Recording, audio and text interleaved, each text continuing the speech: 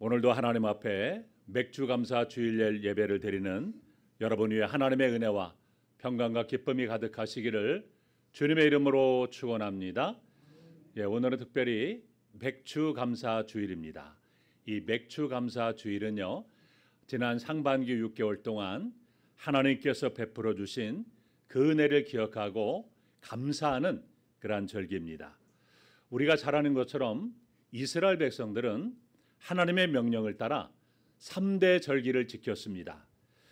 먼저 유월절을 지켰는데요, 이 유월절은요, 하나님께서 이스라엘 백성을 애굽의 노예 생활에서 해방시켜서 구원해 주신 그러한 것을 기념하는 절기입니다.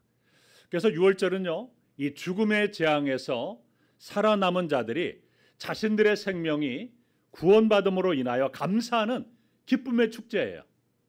그래서 이스라엘 백성들은요, 죽음의 재앙으로부터 구원받은 것과 그리고 그 은혜를 베풀어 주신 하나님을 영원히 대대로 기억하면서 충만한 기쁨으로 유월절을 지켰습니다.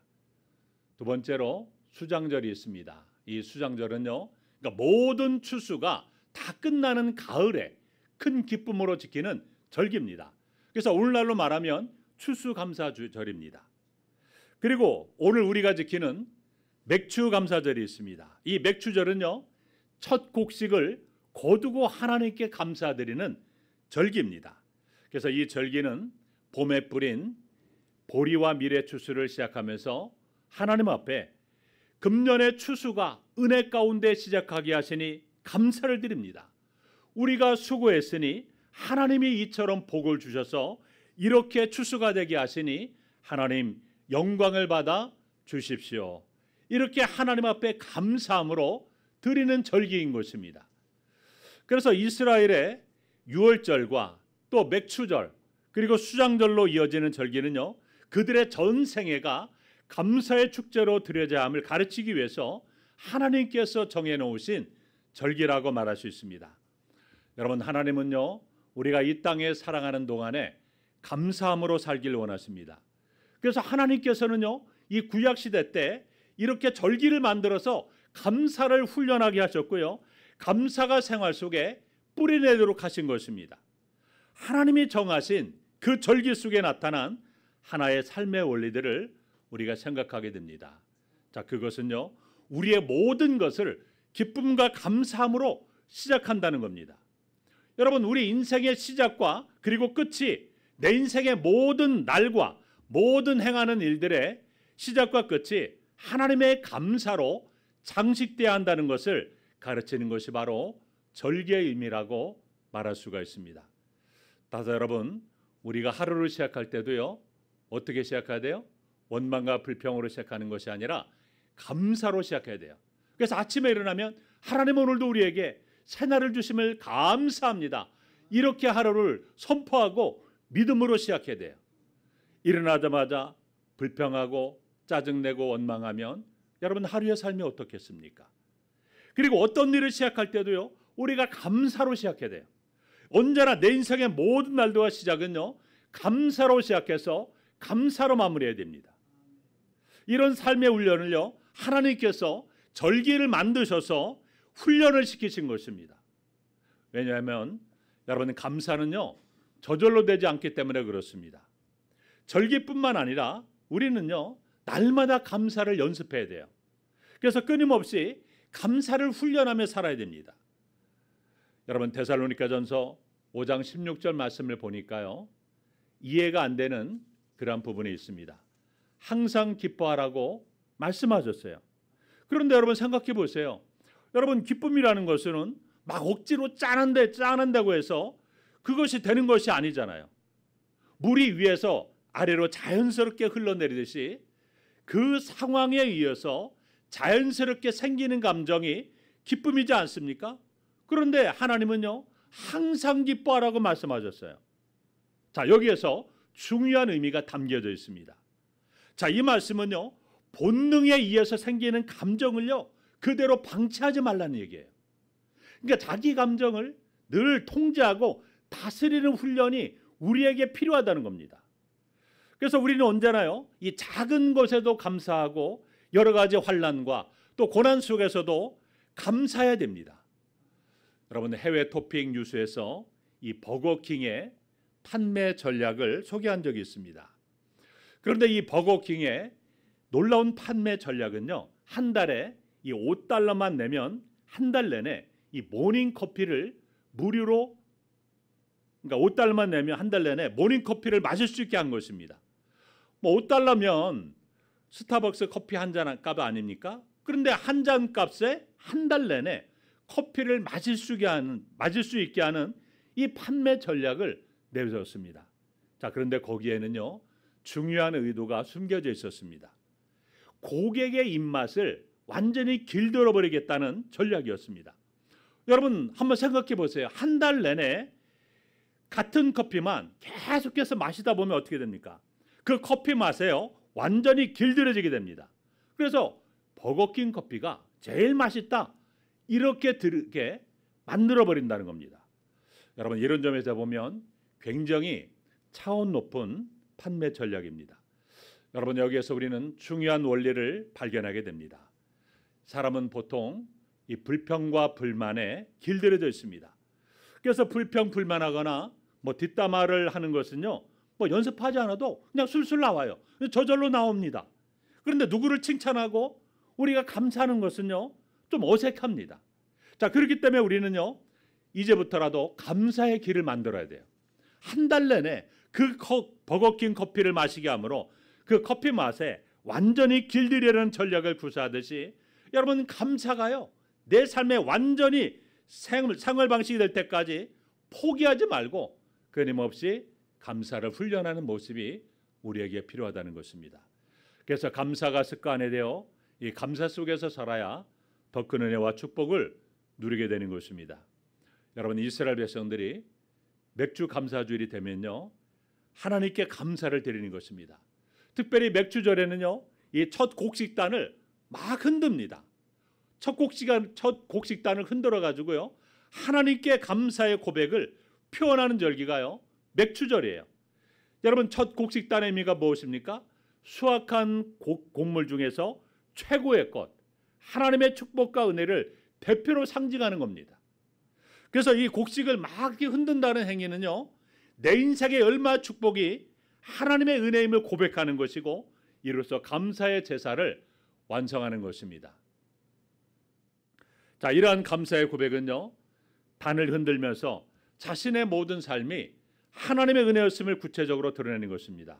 그래서 하나님, 올해 주소한 모든 곡식들, 내가 노력을 통해서 얻은 축복들은 하나님이 나에게 주신 선물들이었습니다. 하나님으로부터 온 것이고 또 하나님의 것입니다. 이런 고백을 드리는 것입니다. 오늘 우리에게도요, 이러한 고백이 있어야 됩니다. 우리의 예배를 통해서 이런 고백이 표현되어지고 하나님께 마땅히 드려집니다. 그래서 우리는요, 오늘 맥주 감사 주일에 이런 고백을 하나님께 드려야 됩니다. 우리 화면을 보면서 우리 맥주 감사 주일에 한번 고백을 한번 들어보겠습니다. 시작. 지금까지 지내온 것 주의 크신 은혜입니다. 한이 없는 주의 사랑 어찌 이루 말하겠습니까? 자나깨나 주의 손이 항상 나를 돌보아 주셨습니다. 몸도 맘도 연약했지만 세임받아 살았습니다. 하나님, 지난 6개월 동안 내가 얻은 모든 것들, 비록 내가 노력해서 얻은 재물이요, 내가 힘써서 얻은 직장이요, 내가 수고하여 얻은 지위라도 그것은 내 힘으로만 된 것이 아니라 주님이 주신 것이요, 주님이 주신 축복이었습니다. 아멘. 우리는 맥주 감사 주일에 이러한 고백을 하나님께 당연히 드려야 됩니다. 여러분, 우리가 드리는 찬양과 기도와 예물은요, 바로 이런 고백이 되어야 하고요, 이런 고백 속에서 드려야 되는 것입니다. 그래서 우리의 모든 예배 순서가요, 이렇게 첫 곡식단을 흔들어 드린 것과 같은 아름다운 고백이 되기를 주님의 이름으로 축원합니다.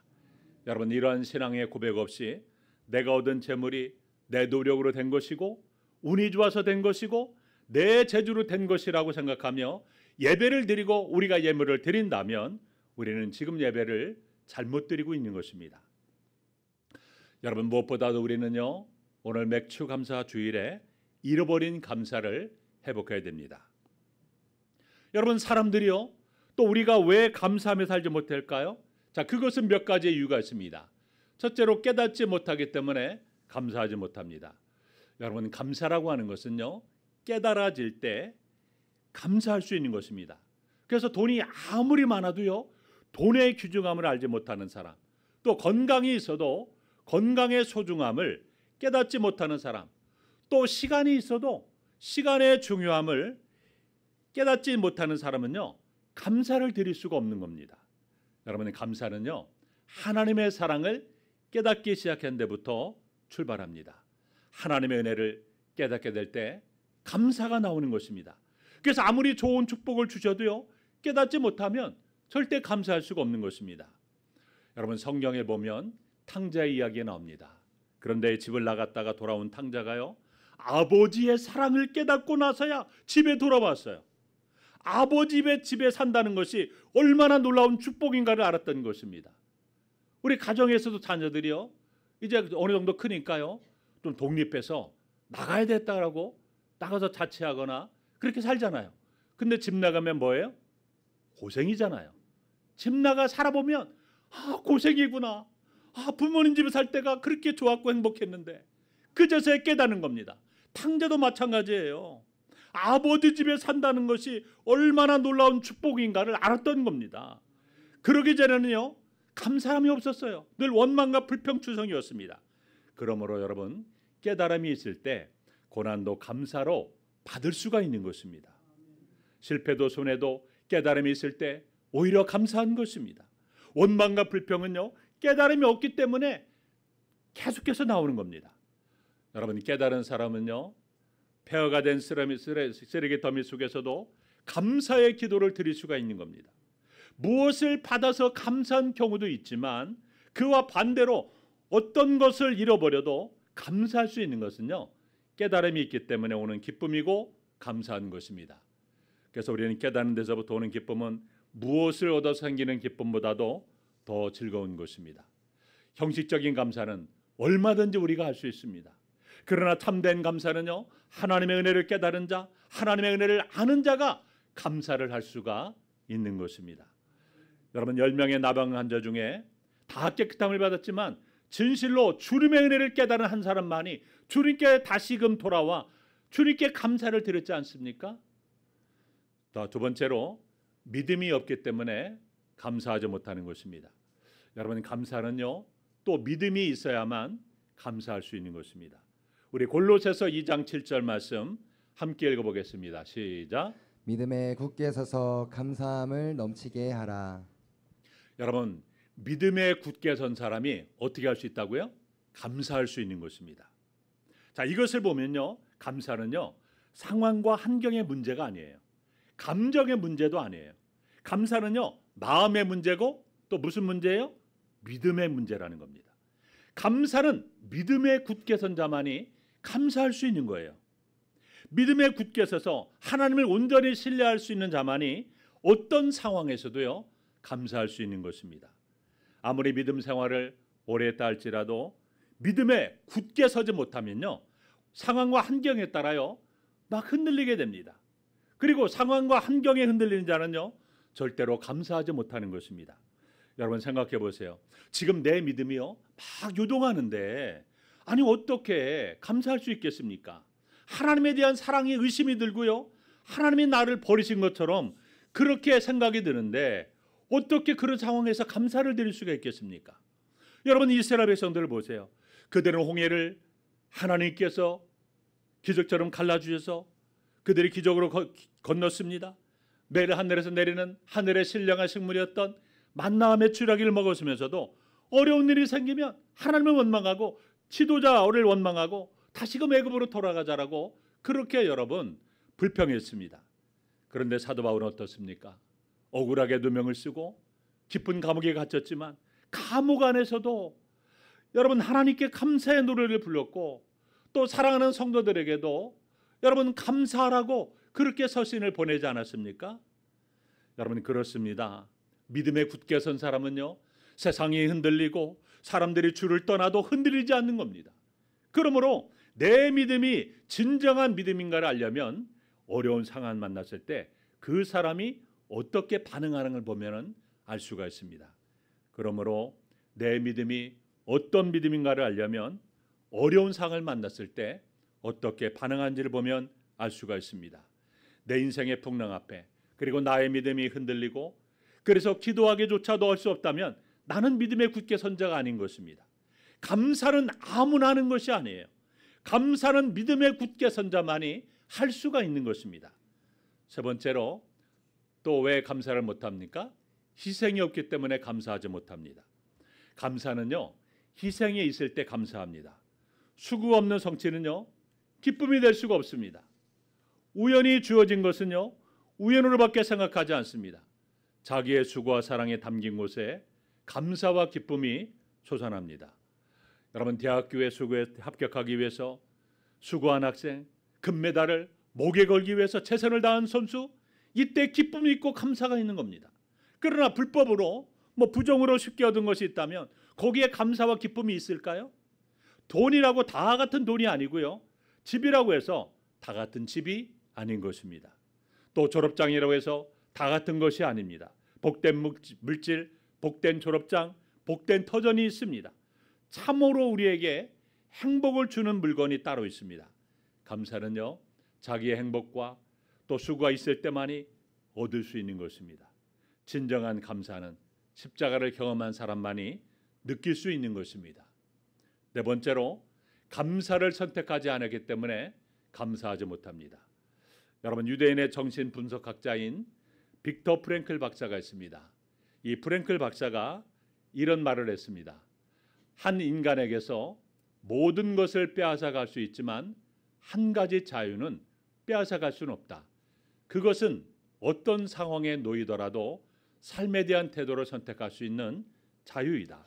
자, 여기에서 우리는요, 삶에 대한 태도를 선택할 수 있는 자유라는 표현을 주목할 필요가 있습니다.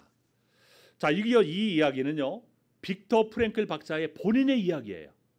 자, 이분은요, 유대인이에요. 그런데 유대인이라는 이유만으로요, 아우슈비츠 수용소에 갇혀 죽음의 문턱을 넘나들었던 사람입니다. 그래서 그는 수용소 안에서 어제같이 함께 지냈던 동료가 차례로 가스실로 끌려가서 죽음을 맞이하는 끔찍한 현실을 눈으로 보았습니다. 언제 내 차례가 될지 모르는 그러한 그 상황이 얼마나 두렵고 여러분 공포감이 밀려왔겠습니까? 그 절망적인 두려움은 겪어보지 못한 사람은 모를 것입니다. 그런데 빅터 프랭클은요, 이런 상황에서요, 놀라운 사실을 발견하게 됩니다. 많은 유대인이 가스실에 들어가기 전부터 그들은 이미 죽은 목숨이나 다름이 없습니다. 죽음의 그림자가 얼마나 강하게 엄습해 왔는지 숨만 쉬고 있을 뿐이지 죽은 목숨과 다를 바가 없었습니다. 그때 빅터 프랭클은요, 이런 환경에서 무너지지 않고 희망을 불태우기 시작했습니다. 그는 몰래 숨긴 깨진 유리 조각을 구해서 날마다 아침마다 면도를 했습니다. 깨진 유리 조각으로 면도하니까 상처도 나고 피도 나고 했지만 계속해서 하루도 쉬지 않고 그 일을 반복했습니다. 죽음의 그리워자가 드리워진 수용소에서 절망하며 살지 않겠다는 그의 결심이었습니다. 그렇게 환경을 뛰어넘기 위해서 몸부림쳤던 그가 깨달은 것이 있었습니다. 독일 나치가 자신의 몸을 수용소에 감금할 수 있었지만 그가 가진 외적인 것들을 다 빼앗아갈 수는 있었지만 희망을 향한 삶의 태도만큼은 빼앗아가지 못했다라는 겁니다. 그래서 그 태도를 빼앗아가지 않으니 그것이 죽음의 수용소에서 살아남을 수 있는 능력이 되었음을 말했습니다. 사랑하는 성도 여러분, 예수 믿는 우리들은요, 환경의 지배를 당하는 것이 아니라 오히려 환경을 뛰어넘는 기쁨과 감사의 삶을 살 수 있는 존재들이에요.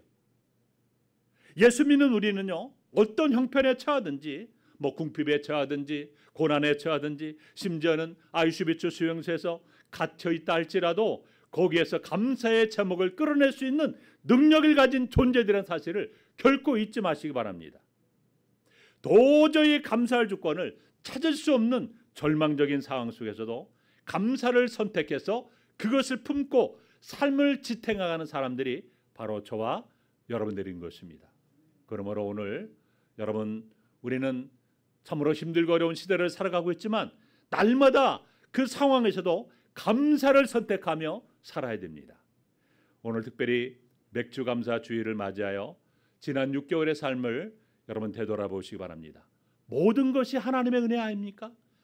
감사의 제목 아닙니까? 앞으로 남은 6개월도요, 여러분, 하나님의 은혜가 우리의 삶을 지탱해 주는 것입니다. 그리고 날마다 6개월의 삶을요, 감사함으로 하루하루 사시기 바랍니다. 이것이 바로 하나님이 여러분을 향한 하나님의 뜻이라는 것을 알고 언제나 남은 6개월의 삶이 더욱더 은혜가 넘치고 감사와 기쁨이 충만한 복된 삶이 되시기를 주님의 이름으로 축원합니다. 기도하겠습니다. 하나님 아버지, 감사합니다.